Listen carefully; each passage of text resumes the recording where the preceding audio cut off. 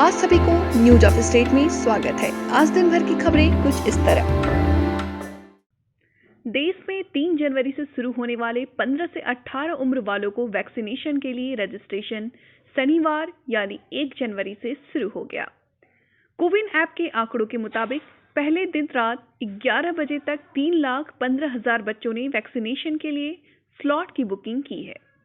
बता दें कि देश भर में इस एज ग्रुप के करीब 10 करोड़ बच्चों को वैक्सीन दी जानी है। देश में ओमिक्रॉन ने अब रफ्तार पकड़ ली है। ओमिक्रॉन के मामले में तेजी से कोरोना के नए केस भी तेजी से बढ़ने लगे हैं। स्वास्थ्य मंत्रालय के ताजा आंकड़ों के मुताबिक रविवार को देश में ओमिक्रॉन वेरिएंट के मामले की संख्या 1525 हो गई है। ओमिक्रॉन के सबसे अधिक मामले महाराष्ट्र और दिल्ली में सामने आए।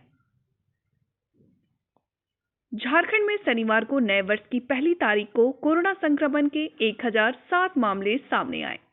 आधिकारिक प्रवक्ता ने देर रात्रि बताया कि राज्य में शनिवार यानी साल की पहली तारीख को कुल रिकॉर्ड 1007 कोविड संक्रमित मिले, जिनमें अकेले राज्य की राजधानी रांची के ही 495 मरीज हैं। पीएम नरेंद्र मोदी 2 जनवरी यानी आज यूपी के मेरठ में 700 करोड़ रुपए की लागत से बनने वाले मेजर ध्यानचंद खेल विश्वविद्यालय का शिलान्यास करने आ रहे हैं।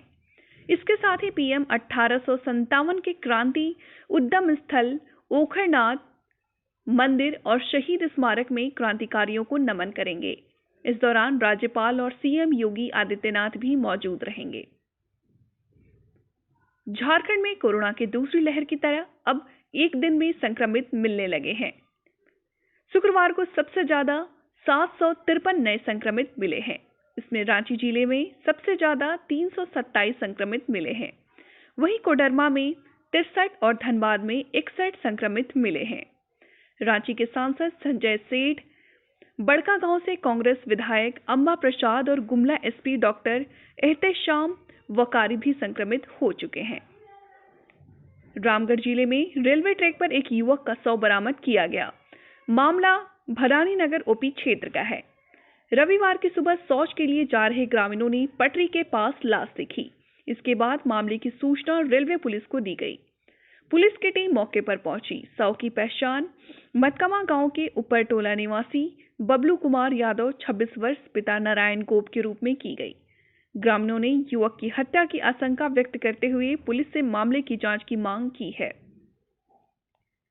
वित्त मंत्रालय ने शनिवार को कहा कि दिसंबर 2021 में जीएसटी राजस्व 1.29 लाख करोड़ रुपए से अधिक रहा, जो पिछले साल के इसी महीने की तुलना में 13% अधिक है।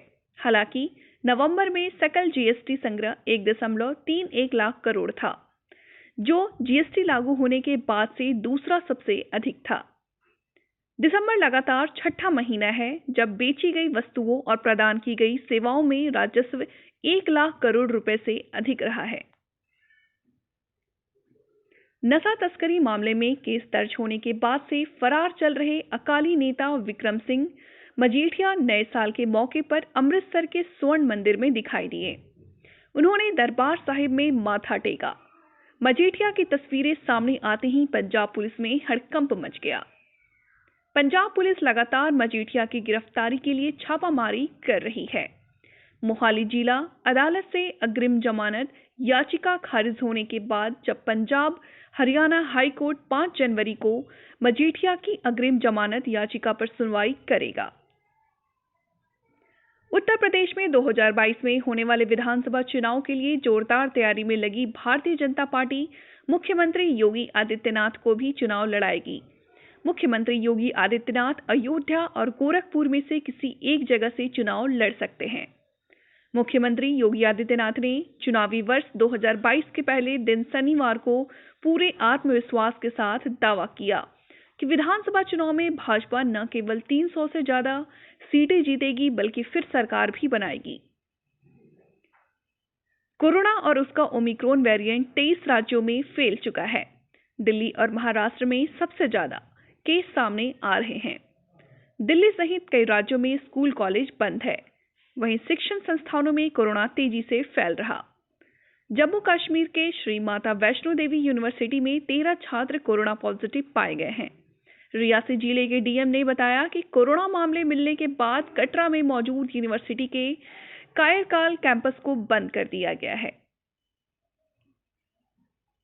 उदयपुर के एक व्यवसायी का अमेरिका में मर्डर हो गया। उदयपुर के बंसीलाल साहू 10 महीने से अमेरिका में रह रहे थे। उनकी बेटी अमेरिका में ही रहती थी।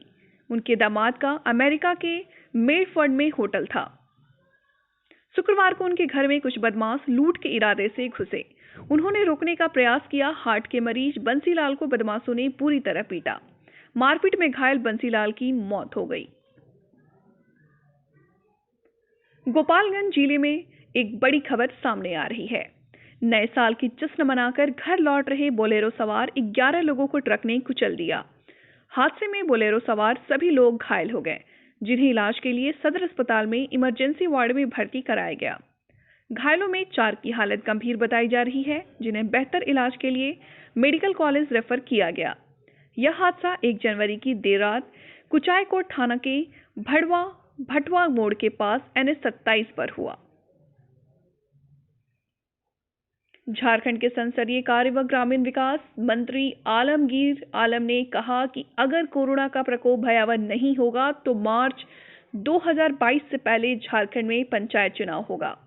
इसके लिए पूरी तैयारी कर ली गई है। पूर्वी आलमगीर आलम रांची से दुमका जाने के क्रम में शनिवार को धनबाद के पूर्वी टुंडी के मेरानवा टार स्थित एक होटल में पत्रकारों से बातचीत कर रहे थे। रविवार को तीसरे दिन भी कनौज स्थित सपा MLC पुरुषराज जैन उर्फ पम्मी जैन के घर की आयकर विभाग के अधिकारियों की कार्यवाही चलती रही। सूत्रों के मुताबिक पुष्पराज के घर से कुछ अहम दस्तावेज बरामद हुए हैं। उम्मीद की जा रही है कि आज छापे में बरामद चीजों का आधिकारिक रूप से खुलासा कर दिया जाएगा। आशंका जताई गई है कि जैन के वापस आवास से आयकर वालों के हाथ कैश और सोना बरामद हुआ है। उत्तर प्रदेश में नए साल में सड़कों का जाल बिछने वाला है। त्वरित आर्थिक विकास योजना में 21 करोड़ की लागत से 148 सड़क बनेगी। ग्रामीण अभियंत्रण विभाग ने टेंडर जारी कर दिए। विधानसभा चुनाव से पहले प्रदेश सरकार ने सभी जिलों को यह विशेष सौगात दी है। हर विधानसभा क्षेत्र में सड़कों के निर्माण पर 3 करोड़ रुपए खर्च होंगे। जनप्रतिनिधियों के प्रस्तावों पर सड़क बन रही है। हर सड़क की लंबाई 100 से 500 मीटर तक होगी। जनवरी फरवरी में सभी सड़कों का निर्माण पूरा होना है।